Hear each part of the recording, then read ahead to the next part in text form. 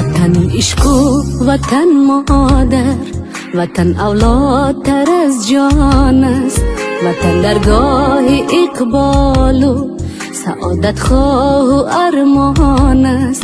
وطن کاشانه ایجادی از آل ما مانده.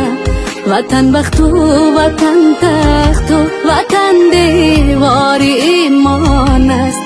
وطن بخت و وطن تخت و وطن دیوار ایمان است. بزیر پرچمی سبز و سفید و سرخی و شاده، وطن ننگو وطن آرو وطن ناموس و وجدان است.